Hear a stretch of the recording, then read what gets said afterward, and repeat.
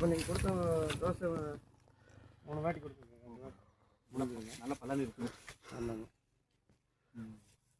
பசங்க தான் கையை வச்சுட்டு கம்மியாக பாலை பாருங்க, பெரிய பாலை மேலே அதான் இப்போ பூ இங்கே பூ விரிஞ்சிட்டு அதாவது பாலை சாப்பிட்டா நல்லா பிடிச்சிருக்குது. அதாவது இந்த லாஸ்ட் வேஸ்ட் இருக்குல்லங்க, அதை வந்து ஓட்டி விடுச்சு எல்லா தென்னை மரத்துக்குமே கொஞ்சம் ஓட்டி விடுச்சு.